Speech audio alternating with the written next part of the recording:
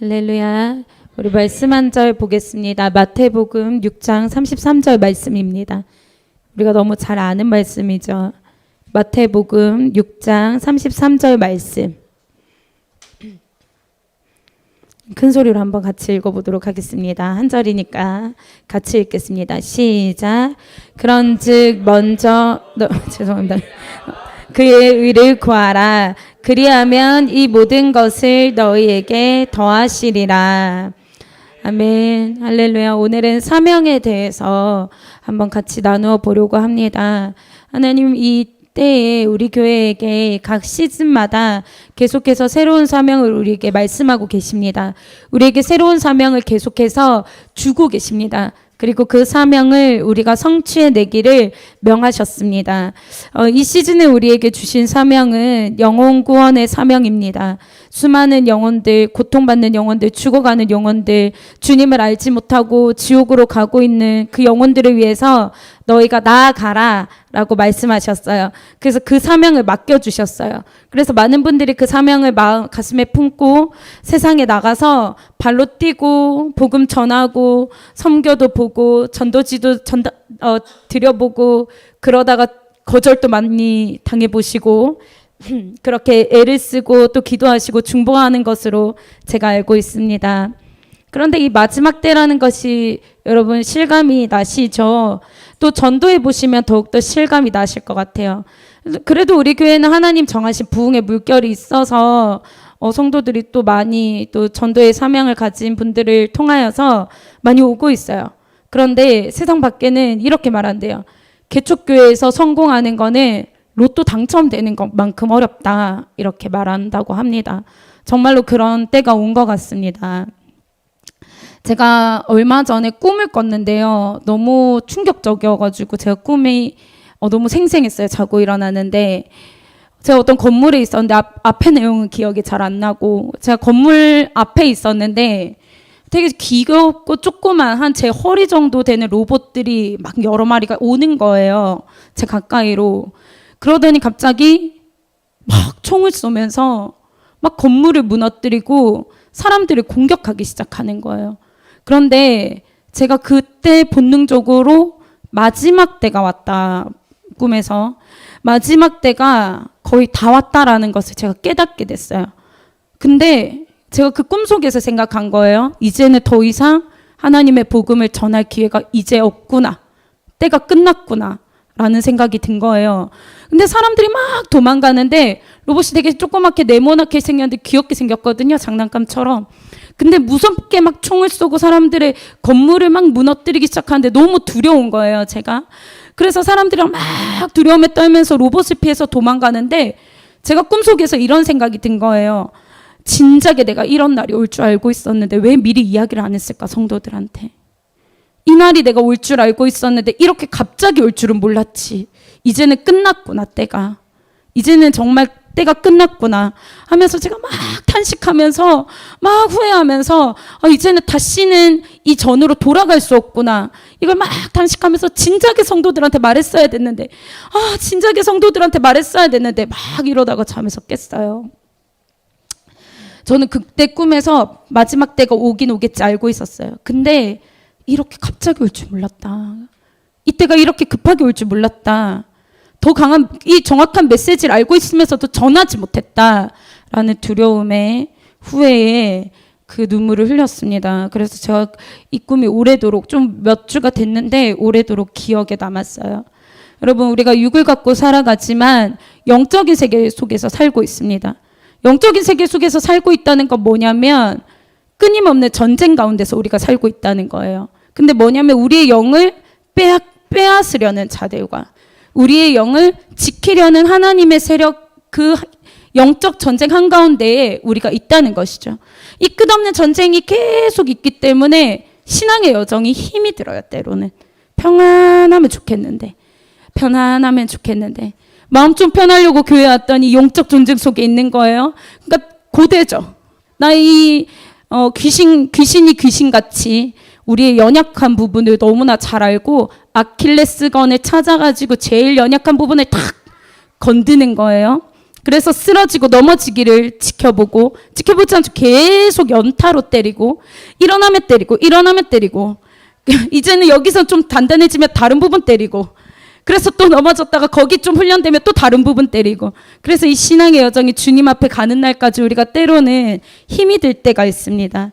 이 주님의 사명을 하나님께서 나에게 사명을 주셨는데 근데 이 사명을 나에게 감당하라고 말씀하셨는데 너에게 이런 역할들을 줄 테니까 너는 전도의 사명을 주겠다. 너는 기도의 사명을 주겠다. 중보의 사명을 주겠다. 교회를 위해서 기도하는 사명을 주겠다. 여러 가지 사명들을 우리에게 맡겨주셨는데 내가 너무 연약해요. 내가 능력이 안 돼요. 그만큼 못할 것 같아요. 그런 때들이 있습니다.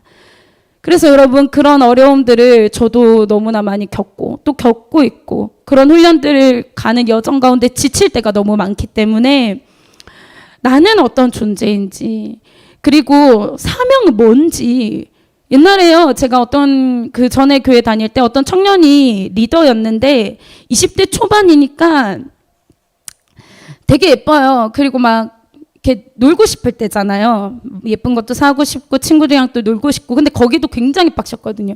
그 청년들 리더들도 왜냐하면 저희 목사님께서 훈련시키셨기 때문에 들리셨나요?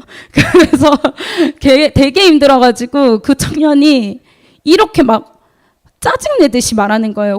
꼭 리더 해야 돼요? 이렇게 얘기하더라고요.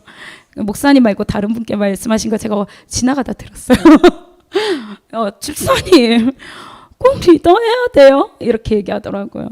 그때 그 집사님이 제가 뭐 하는 척 하면서 엿들었거든요. 근데 그 집사님께서 말씀하시는데 잘 설명을 못 하시는 거예요.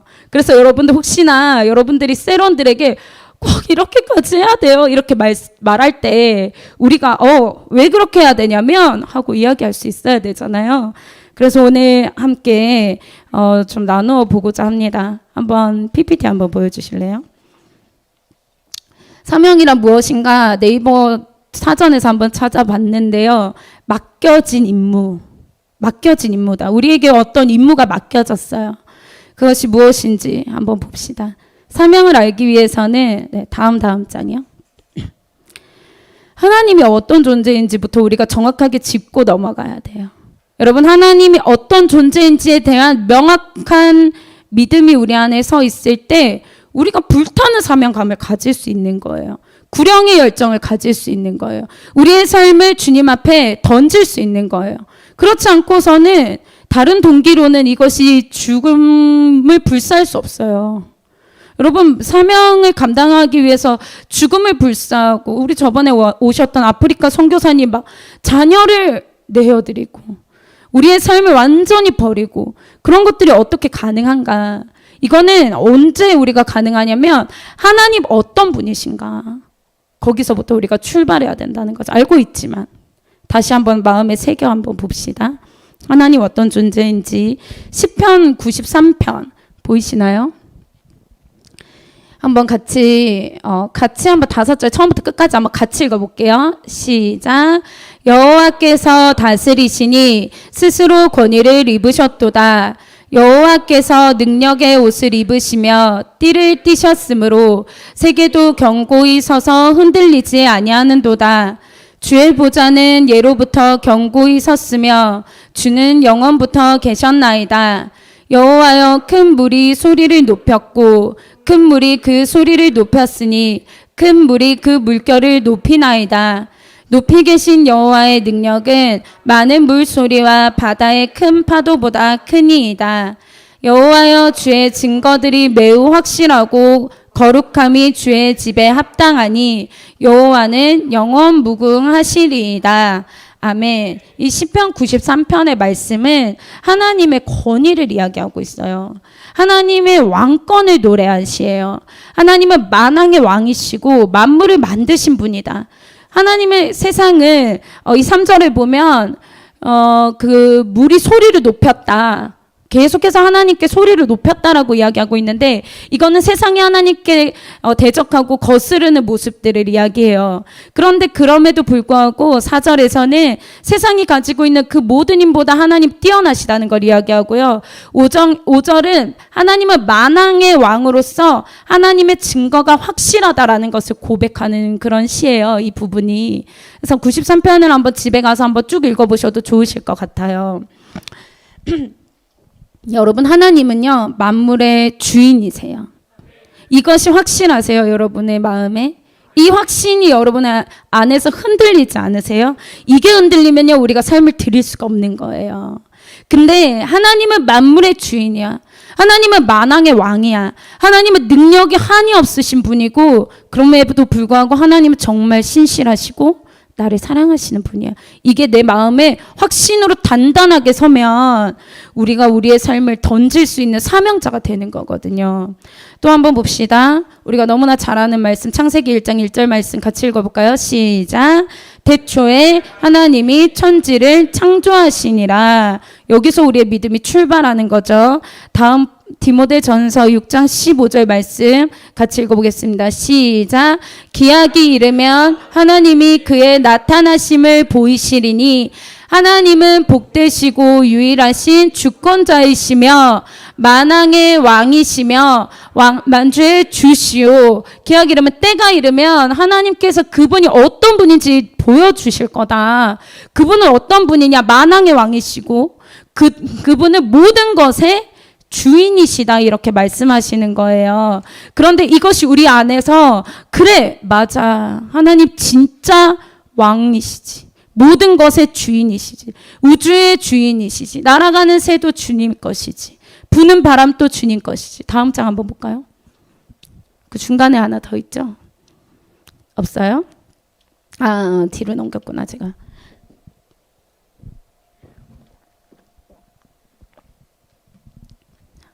스포하면 안 돼요. 앞으로 다시 돌아.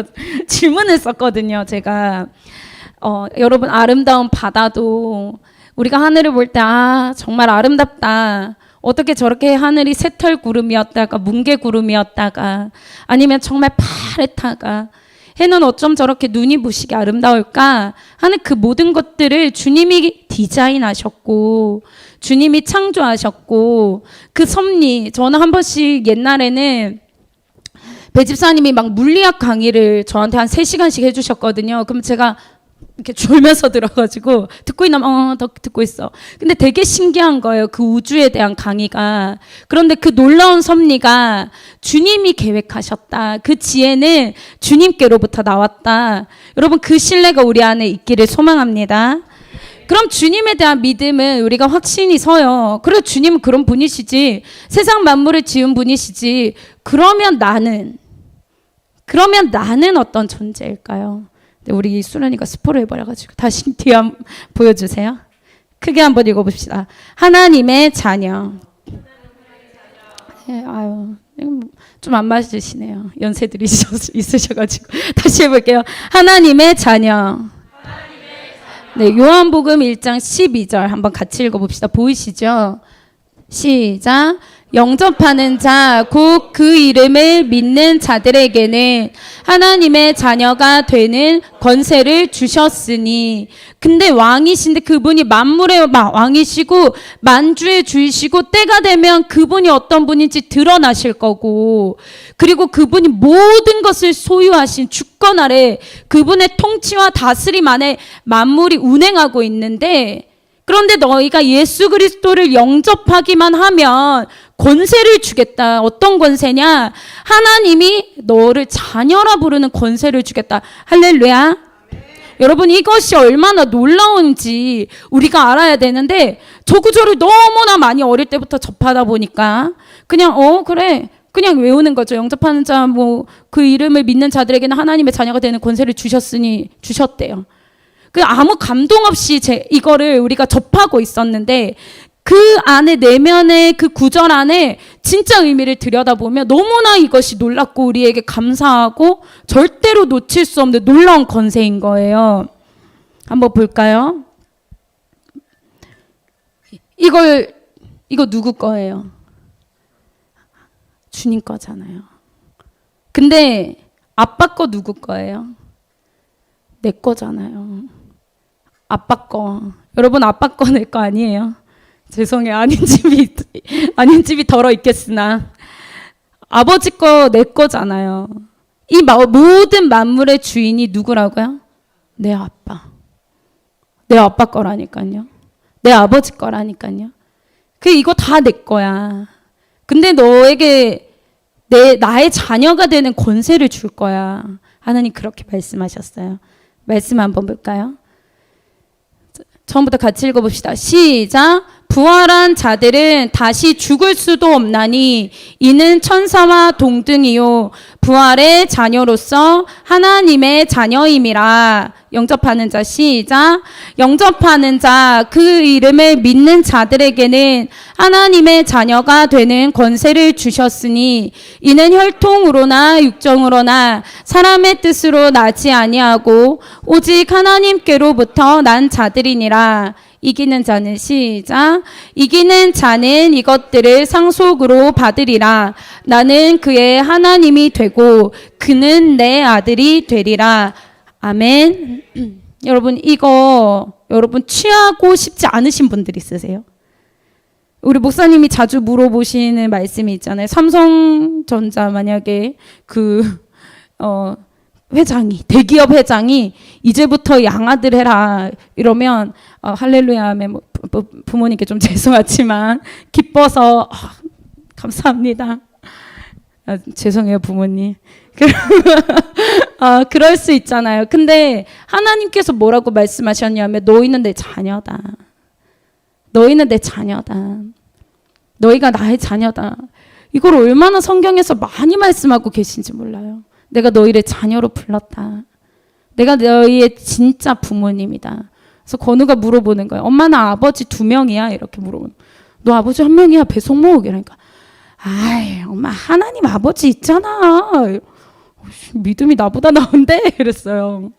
여러분 아버지 있어요. 한 분. 진짜 아버지요. 그런데 그런 우리에게 우리를 자녀로 부르시고 하나님이 우리에게 주신 말씀이 있어요. 한번 볼까요? 다음 장. 제가 순서를 바꿨네요. 이거 프린트하기 전에. 네, 다음 장 보여주세요. 그런데 여러분 왕의 자녀면요. 뭐예요? 왕의 자녀를 뭐라 불러요? 왕자. 왜 이렇게 작게 말씀하세요? 왕의 자녀를 뭐라고 부르죠? 왕자. 그리고 공주라고 부르는 거예요. 옆에 분 보면서 왕자야, 공주야 이렇게 한번 불러주세요. 좀 다정하게 공주야 이렇게 한번 불러주세요. 공주야, 왕자야, 왕자님 이렇게 불러주시고 강영우 왕자님 왜 아무도 안 불러주시는 거예요. 못 들은 척하고 계시는데 자 여러분 왕자고 공주잖아요. 근데 왕자고 공주 되기 싫으신 분 좀 유치하지만 우리 시연이는 자기 당연히 공주 항상 이렇게 말하거든요. 난 공주지 이렇게 얘기하고 공주 되기 싫으신 분 있어요? 없잖아요. 그죠? 근데 우리가 뭐라고 생각하냐면 우리가 왕자고 제가 그냥 바꿨네요.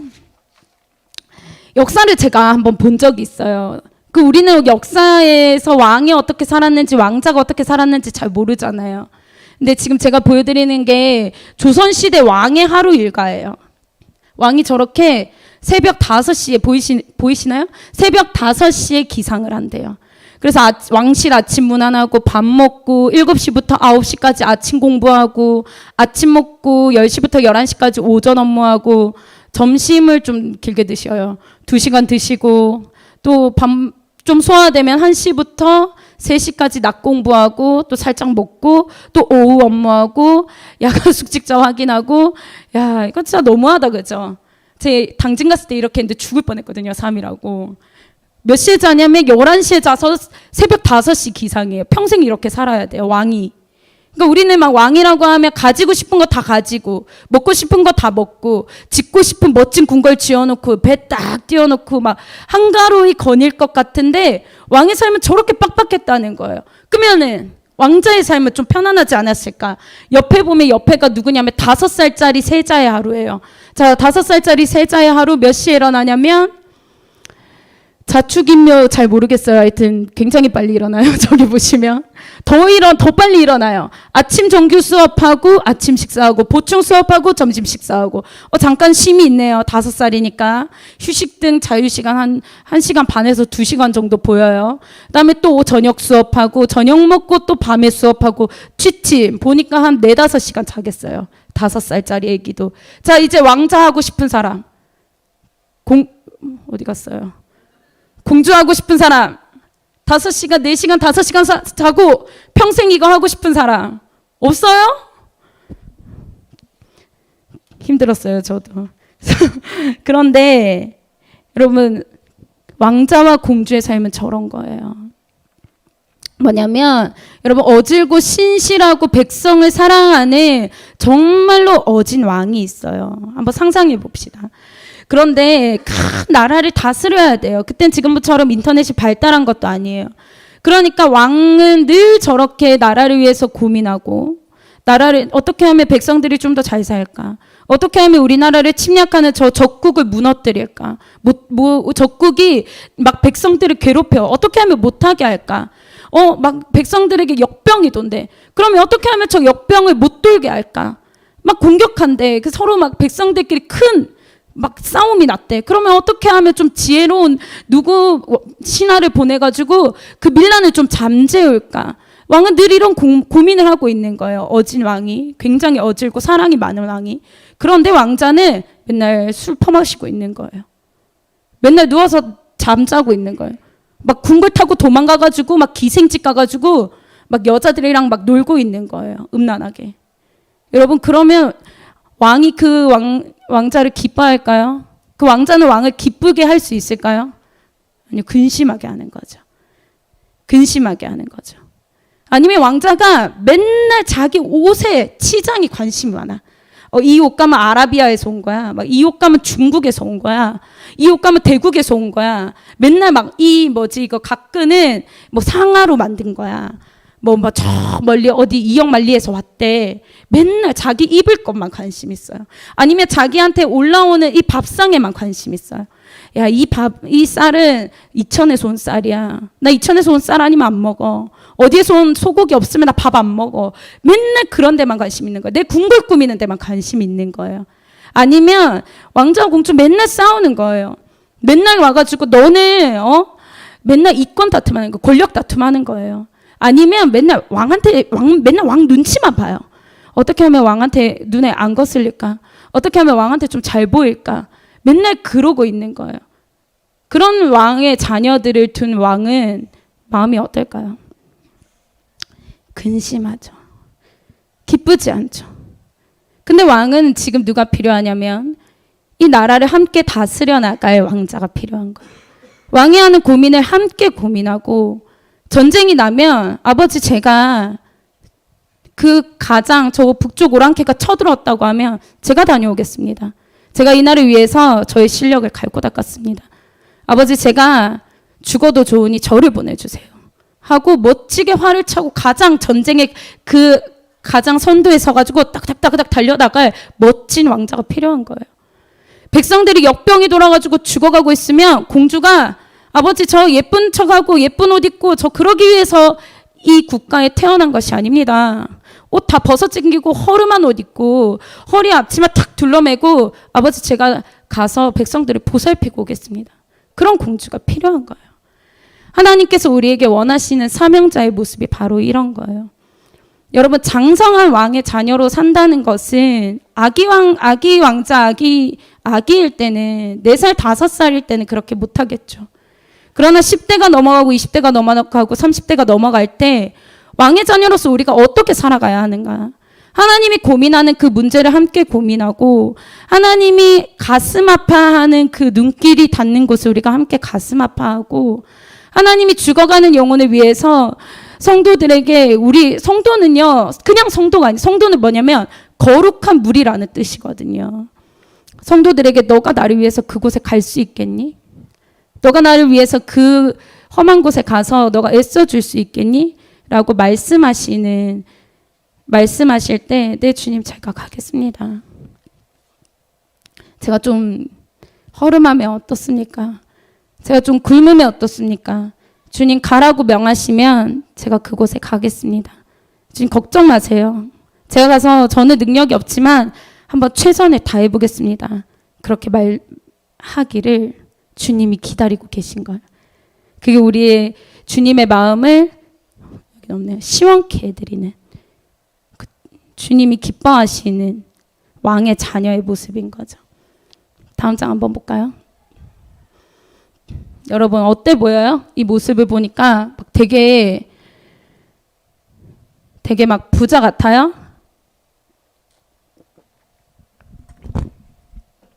저들에게 근심이 있으면 뭐가 있을까요? 뭘 먹지? 뭘 입지?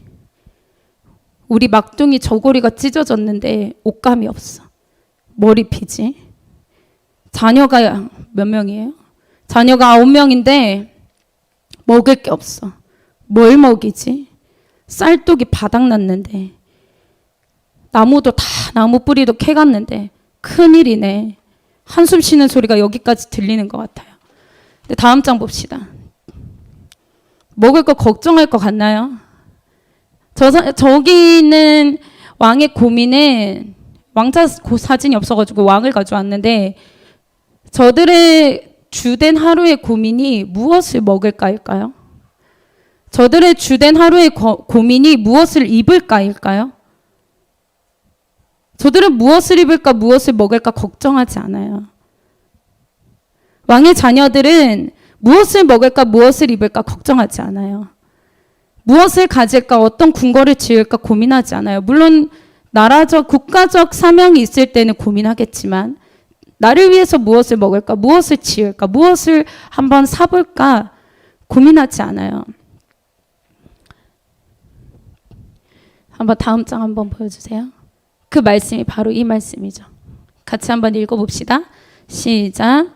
그러므로 염려하여 이르기를 무엇을 먹을까 무엇을 마실까 무엇을 입을까 하지 말라. 이는 다 이방인들이 구하는 것이라 너희 하늘 아버지께서 이 모든 것이 너희에게 있어야 할 줄을 아시느니라. 왕의 자녀들에게 너희가 하나님 답답하신 거예요. 이방인들은 뭐냐면 왕의 자녀가 아닌 이들이에요. 왕의 자녀가 아닌 이들의 신분이 뭔지 아세요, 여러분? 노예예요, 노예. 노예들은 무엇을 먹을까, 무엇을 입을까, 무엇을 마실까 고민해요. 그런데 왕의 자녀는, 공주는, 왕자는, 공주가 왕자가 무엇을 먹을까, 무엇을 입을까, 무엇을 마실까 없어가지고 근심하고 고민하였더라. 그런 이야기 들어본 적 있으세요? 그건 국가가 책임지는 거예요. 왕이 책임지는 거예요. 그 너희가 다 필요한 거 안다. 너희한테 안 주겠다는 게 아니라 너희가 그것 때문에 인생을 낭비하고 허비하지 마라. 내가 나에게 이미 다 있다. 내가 만물의 주인이고 내가 만주의 주인데 내가 만왕의 왕인데 내가 모든 것의 소유주인데 내가 자녀인 너희를 굶기겠니? 내가 자녀인 너희를 목말라 죽이겠니? 내가 자녀인 너희를 헐벗기겠니? 너희는 그런 거 고민하는 그런 수준의 그런 존재가 아니야. 너희는 왕자야. 너희는 공주야. 그것도 그냥 어디 이름 없는 나라의 허름한 왕자 공주가 아니라 이 땅 만물 우주의 왕인 나의 왕이고 나의 왕자고 나의 공주야. 그건 이방인들이 하는 거야. 그러면 우리는 어떻게 살아라? 그런즉 너희는 먼저 그의 나라와 그의 의를 구하라. 그리하면 너희 이 모든 것을 너희에게 그냥 더하실 거야. 이게 하나님의 말씀이에요. 우리는요 원래는 그 자격이 없는 존재예요. 우리는 그 하늘의 영광에 참여할 자격이 없는 존재예요. 여러분 노예를 중요한 전쟁의 선두에 세우는 것을 봤습니까? 그 전쟁이 승리했을 때 그 영광에 참여할 수 있게 하는 것을 보았습니까? 그 선두에 서는 거는요 유명한 장군이거나 아니면 왕자거나 왕이거나 그렇겠죠. 여러분 우리는요 노예여서 비참한 삶을 살 수밖에 없는 존재예요. 여러분 조선시대는 뭐 말할 것도 없고 유럽이고 전 세계에 노예의 삶이 어떤 건지 아세요? 여러분 혹시 톰 아저씨 오두막집 뭐 이런 거 읽어보셨어요? 옛날에 그 노예 이야기. 노예가 막 내가 아기를 낳아도 이 아기가 그냥 주인이 팔면은 팔아야 되는 거예요. 없는 거예요. 그런 가족이라는 개념 자체가 없는 거예요. 백정은 막 그냥 겁탈하면 겁탈 당해야 되는 거예요. 우리는 그런 존재. 끌려가면 쇠사슬로 칭칭 묶어서 우리를 이리 끌고 가면 이리 끌려가야 되고 저리 끌고 가면 저리 끌려가야 되는 거예요. 누구에게 우리가 묶여 있었냐면 죄와 사탄과 마귀에게 묶여서 끄는 대로 끌려다니고, 근데 우리는 반항할 힘이 없었어요. 반항할 권세가 없었어요. 그런데 우리가 예수 그리스도의 보혈의 피로 우리가 그 권세가 완전히 뒤바뀐 거예요. 예수 그리스도를 나의 주인으로 영접합니다. 그 한마디에 우리가 노예에서 왕자로, 노예에서 공주로, 왕의 자녀로 우리가 완전 승격한 거예요. 그래서 하나님께서 뭐라고 말씀하시냐면, 비천한 자였던 너희에게 내가 보혈의 권세로 너희를 의롭다 칭해 주었고 너희에게 정결한 옷을, 흰 옷을 입혀 주었기 때문에 너희는 나의 영광에 참여해라. 너희는 내가 마지막 때 기약한 그때가 오면 내가 누구인지 온 세계가 알게 될 것이다. 아니요, 사람들뿐만 아니라 모든 창조물들이 내가 누군지 알게 될 거예요. 그때가 오면. 그럼 그때가 오면 왕의 자녀인 너희가 그 영광을 함께 누리게 될 거야. 그럼 지금 참여해야지. 지금 함께 싸워야지. 지금 그 사명을 기쁘게 감당해야지. 너희 못하겠어? 아니, 내가 함께 할 거야. 그 능력은 내가 주는 것이기 때문에 너희는 결단하고 같이 따라오기만 해. 이것이 하나님의 사명이에요. 여러분, 사명자 되기를 소망합니다. 광야 1세대는요, 노예 때의 그 근성을 못 버려서 고통받고 그 구원받지 못하고 죽었잖아요. 그럼 우리는 이제 어떻게 해야 돼요? 그 노예의 근성을 철저하게 버리는 거예요. 버리면요, 고통스러워 죽을 것 같아요. 제 이야기 하는 거예요. 노예 때의 그 근성을 버리려니까 노예 근성이 얼마나 그 뿌리가 깊은지, 노예 때의 그 삶을 잘라버리고 막 나를 갈아내는 그 과정이 얼마나 아파요. 그런데 그 과정이 필요하다면 우리가 해야 되는 거죠. 그래서 우리가 마지막 때 예수 그리스도 승리의 영광에 우리가 함께 참여해야죠. 그 영광에 참여하시기를 소망합니다. 기도하겠습니다.